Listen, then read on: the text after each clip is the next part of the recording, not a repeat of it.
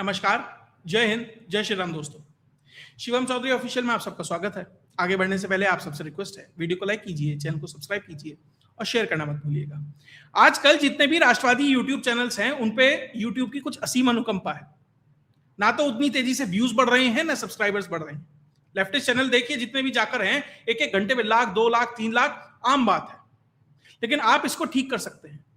अगर आपको ये चैनल सही में पसंद आता है, आपको इस चैनल का कंटेंट पसंद आता है, तो इस वीडियो को या आने वाली आगे जितनी आप वीडियोस देखते हैं उन्हें शेयर जरूर करें और प्रयास करें कि अपने साथ जो भी व्यक्ति राष्ट्रवादी विचारधारा रखता है, उस चैनल को पसंद करता होगा या कर सकता है, उसे सब्सक्राइब जरूर कराएं। अगर एक एक आदमी को सब्सक्राइब करवा दे तो जो एल्गोरिदम है या कहें जो यूट्यूब जिस तरीके से चलता है, उसमें बहुत मदद होगी चैनलों की। और मेरे ही नहीं, जितनी भी राष्ट्रवादी चैनल है, सबकी मदद कीजिए, तभी जो ये विचार है और ये इकोसिस्टम है तभी आगे बढ़ेगा। खैर, अब बात विषय की। देखिए, जिस तरीके से पिछले 2 दिन में घटनाक्रम घटित हुआ जंतर मंतर के आसपास, निश्चित तौर पर सरकार के लिए एक बड़ी सिरदर्दी थी। सरकार जिस चीज को ये सोच रही थी कि धीरे धीरे फिजल आउट हो जाएगा, या अपनी एक तरीके से कह सकते हैं ना, स्लो पॉइजन दे दिया गया और धीरे धीरे मर जाएगी चीजें, लेकिन वो अचानक से एस्केलेट हो जाती है। और उसके बाद दिल्ली में जो होता है वो सबने देखा है। लेकिन एक घंटे के घटनाक्रम ने सब कुछ बदल कर रख दिया। और शायद आज सबसे ज्यादा अच्छी नींद किसी को आ रही होगी तो वो प्रधानमंत्री नरेंद्र मोदी को है। जहां कल तक स्थिति ये थी कि भैया प्रधानमंत्री नरेंद्र मोदी के सामने युवा खड़ा है, उसमें जो चिरकालीन युवा आया है, उसने ऐसी माचिस लगाई है ना कि मोदी जी मस्त सो रहे हैं। आज क्या हुआ है, आपको शाम को बताया था कि राहुल गांधी प्रधानमंत्री नरेंद्र मोदी का जो घर है, पीएमओ मतलब जो पीएम आवास है, वहां पर जाकर बैठ गए। हाईली सेंसिटिव जोन है। आप ये मानकर चलिए कि वहां से अगर गाड़ी जाती है तो ब्रेक भी नहीं मारना, सीधे चलते चले जाओ। खड़े होकर फोटो नहीं खिंचा सकते, कुछ नहीं कर सकते। जाकर वहां पर धरना प्रदर्शन कर दिया। और राहुल गांधी ने ये बहुत सोची समझी जो स्ट्रेटेजी है उसके तहत किया है। क्योंकि जिस तरीके से जो छात्र आंदोलन है, ये जो सीजेपी है, कॉकरोच आंदोलन है, अपने अपने हिसाब से आप जो नाम दे सकते हैं, वो धीरे धीरे बढ़ रहा था, तो राहुल गांधी के पसीने भी उतनी तेजी से बढ़ रहे थे। क्योंकि राहुल गांधी का पेट प्रोजेक्ट था। भाई साहब, छात्रों को तो मुझे अपने पीछे खड़ा करना है, सफल होते नहीं होते वो अलग बात है। अब राहुल गांधी ने देखा सारे कैमरे तो वहां पर हैं, और सुबह ही सुबह हुआ ये कि जो छात्र पिटे थे, जिनकी पिटाई हुई, घायल हुए, एक शायद 21 या 22 साल की छात्रा है, उत्तम नगर की रहने वाली है, शायद वो आईसीयू में भी भर्ती है। बहुत सारे पुलिस वाले भी हैं, क्रिटिकल कंडीशंस हैं, मतलब अलग अलग हॉस्पिटलों में भर्ती हैं। तो केजरीवाल सुबह ही पहुंच जाता है, और केजरीवाल सुबह ही पहुंच जाता है, उसके बाद एक प्रेस कॉन्फ्रेंस करता है और वो ये कहता है कि जितने भी ये छात्र पकड़े गए हैं उनको छुड़वाने की गारंटी हमारी है, हम लगाएंगे बेहतर से बेहतर वकील। सबसे पहली बात तो इस तरह के जो नेता हैं, ये छात्रों को ये उकसाते हैं कि तुम कुछ भी गलत करो, हम तुम्हारे पीछे खड़े हैं। अगली बार तो कुछ होगा तो वो छात्र कहेगा, अच्छा केजरीवाल खड़ा है, अभिषेक मनु सिंह भी खड़ा है, फला वकील खड़ा है, चलो मैं इसकी गाड़ी फूंक देता हूं, या इस पुलिस वाले के पीट देता हूं। या महिलाओं के साथ दुर्व्यवहार हुआ है, पत्रकारों के साथ में वीडियो चला ही नहीं सकता, पॉलिसी वायलेशन आ जाएगा। इतनी बुरी स्थिति करी गई वहां पर। उसके बाद ये सब होता है, हॉस्पिटल जाता है, प्रेस कॉन्फ्रेंस करता है। राहुल गांधी को लगता है यार ये तो गड़बड़ हो गई। राहुल गांधी भी पहुंच जाता है पीछे पीछे, और इतने पीछे कि वो गाड़ी से उतर रहा है और वो गाड़ी में से चढ़ रहा है। और उसके बाद राहुल गांधी को लगता है यार ये तो थोड़ा सा कम रह गया, इसने तो प्रेस कॉन्फ्रेंस भी कर दी। तो राहुल गांधी जाके प्रधानमंत्री के घर के सामने लेट जाते हैं कि अब यहीं धरना प्रदर्शन होगा, यहीं सब कुछ होगा। जितेंद्र सिंह आते हैं, वो सब मैंने आपको पिछली वीडियो में बताया क्या क्या हुआ। और उसके बाद पुलिस आती है। जब मैं वीडियो रिकॉर्ड की तब तक पुलिस नहीं आई थी। उसके बाद पुलिस आती है और राहुल गांधी को उठा के ले जाती है। राहुल गांधी, इस ही फोटो के लिए राहुल गांधी ने सारा का सारा कार्यक्रम करा, क्योंकि उन्हें यह लगता था कि जिस तरीके से इंदिरा गांधी की गिरफ्तारी हुई थी इमरजेंसी में, इमरजेंसी के बाद जब ये मुरारजी की सरकार आई और मुरारजी ने मना भी किया, लेकिन चरण सिंह ने जो गिरफ्तारी करवा दी इंदिरा गांधी की, और इंदिरा गांधी जिस तरीके से निकलती हैं और जो फोटो खींचती हैं और जो अखबारों में छपती हैं, वो एक वहां से रिवाइवल होता है। या जॉर्ज फर्नांडिस की एक इमरजेंसी की आपकी बहुत आप सबने फोटो देखी होगी, ऐसे हथकड़ी पहना के और ऐसे खड़े हैं, तो वहां से जॉर्ज फर्नांडिस एक बड़े नेता बन गए। तो इसको लगा कि भैया अब तक तो मोदी पीट ही नहीं रहा था, मैं मोदी को चोर कह दिया, गद्दार कह दिया, आरएसएस पे हमला कर दिया, सब कुछ झूठ छपाट सब बोल दिया, चोर बोल दिया। बस एक केस फाइल हो जाता है किसी कोने में, वहां मुझे जाके फोटो फाटो खिंचवानी पड़ती है, जाके मतलब अपियर होना पड़ता है, माफी मांगनी पड़ती है। लेकिन वो एग्रेशन वाली फोटो, एंग्री यंग मैन हूं मैं, ये तो कहीं दिखाने को नहीं मिल रहा। भाई साहब पहुंच गए और भाई साहब की फोटो खींच गई, और यही चाहते थे। और यहीं से प्रधानमंत्री नरेंद्र मोदी ने एक बड़ी राहत की सांस ली। कम से कम आपको 2 फोटो और दिखाऊंगा, जो उसको एक कह सकते हैं ना कि ऑक्सीजन का लेवल 80% था, वो 90 हुआ, फिर दूसरे में तीसरी फोटो में 100% हो गया, क्योंकि अब ये आंदोलन 2 फाड़ हो गया। कांग्रेस वाले भी हैं, वो कहेंगे भैया हमें चाहिए लाइमलाइट, समाज ये कॉकरोच जनता पार्टी वाले कहेंगे हम करेंगे। और उसमें क्या हुआ, संजय सिंह ने क्या कहा?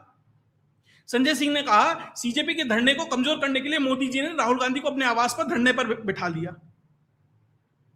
यानी साफ साफ कह दिया कि भैया ये तो पेड़ आदमी है, मोदी की बी टीम है राहुल गांधी। फिर वो आतिशी मार लेना भी यही बात कहती है, और पोस्टर वॉर और ट्विटर वॉर शुरू हो जाती है, और इधर से कांग्रेस कहती है चलो पीएम हाउस। यानी मुझे सब आता है, जो है ना मीम है उसका राजपाल यादव का, मुझे सब आता है, तो ये भी कह रहे हैं मैं तुम्हारा नेता हूं।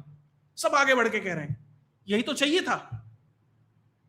देखिए प्रधानमंत्री नरेंद्र मोदी और जो ये सरकार या कहीं दिल्ली एडमिनिस्ट्रेशन जो है, जो दिल्ली पुलिस है, उसकी मैं इस बात पे निश्चित तौर पर ये कहता रहूंगा कि वायलेंस नहीं होना चाहिए। उसके अलावा आप जो जिस तरीके से हैंडल करना चाहते हैं, ढील दे, ये दे, वो दे, सब कुछ आपको अलाउड है कि भैया हमने तो जानबूझ के यहां बिठाए हुए थे, थक जाएंगे, ये हो जाएगा, वो हो जाएगा, सब कुछ अलाउड है। हिंसा मत होने दीजिए। उसमें मेरा हमेशा से सरकार के लिए ये रहेगा, थोड़ा क्रिटिकल पॉइंट रहेगा कि हिंसा को रोकिए, क्योंकि अगर एक व्यक्ति इधर का मरे या उधर का मरे, भैया वो एक व्यक्ति नहीं मरता, पूरा परिवार को दिक्कत होती है। लेकिन उसके अलावा अब यह आंदोलन हो गया 2 फाड़।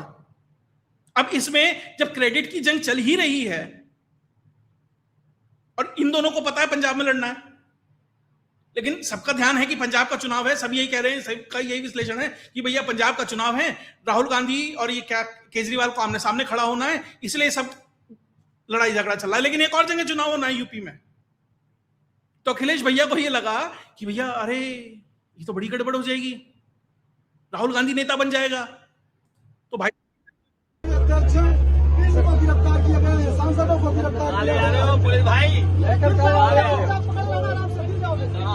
जा रहे हो? पता नहीं हो तो सर बताइए।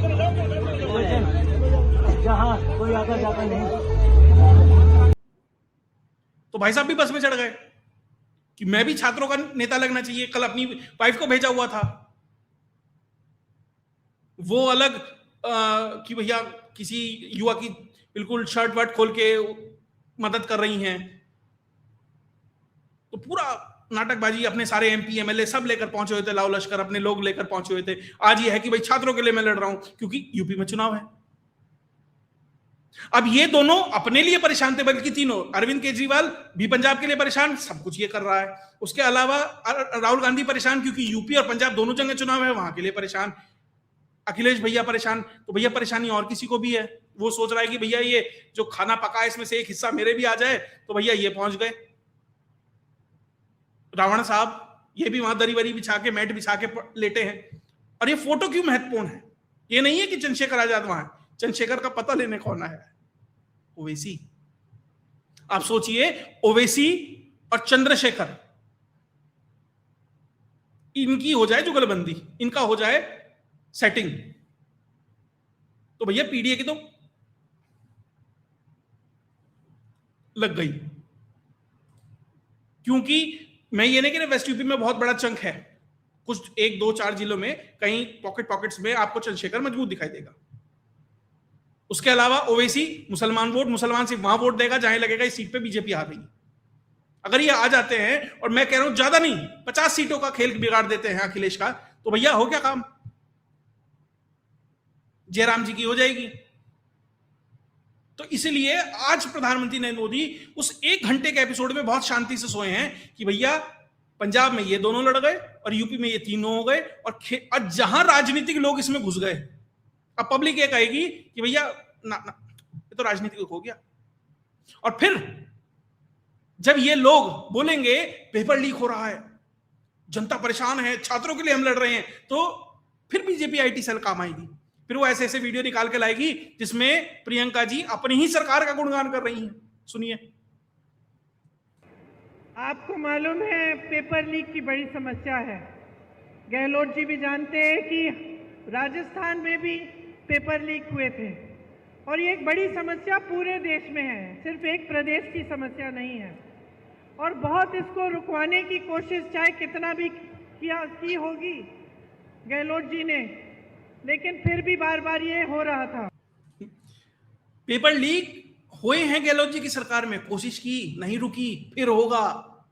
अब राहुल गांधी जाएंगे संसद और ये क्लिप बाहर वायरल होगी। तो कुल मिला के जो छात्रों से मोदी को लड़ना था, जो लड़ाई निश्चित तौर पर एक डिफिकल्ट लड़ाई होती, वो अलग बात है छात्रों के भेस में कौन आया।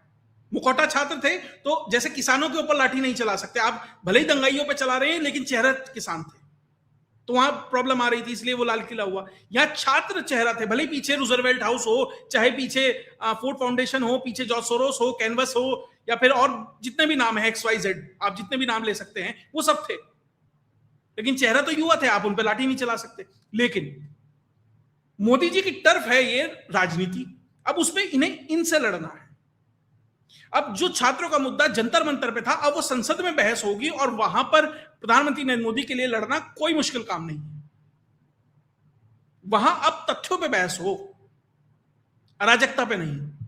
और ये मैं नहीं कह रहा, ये तो राहुल गांधी कह रहे हैं कि भैया धरने प्रदर्शनों से देश नहीं चलता, यही चिदम्बरम ने कहा, यही प्रणब मुखर्जी ने कहा, कम से कम इन्होंने ही कहा। अब प्रधानमंत्री नरेंद्र मोदी ने, जैसे इन्होंने अन्ना हजारे को गिरफ्तार किया, कुछ नहीं किया, बल्कि जो केजरीवाल कह रहा था कि हम फला वकील लाएंगे, इतने लोग हैं, उतने लोग हैं, हम केस लड़ेंगे, सबको छोड़ दिया आज। सारे जितने छात्र थे, मैं वापस से कह रहा हूं, जितने छात्र डिटेन किए गए थे, सब छोड़ दिया आज। लेकिन जिन्होंने दंगा किया, अब अमित शाह की पुलिस निश्चित तौर पर मजबूती से रगड़ेगी जरूर।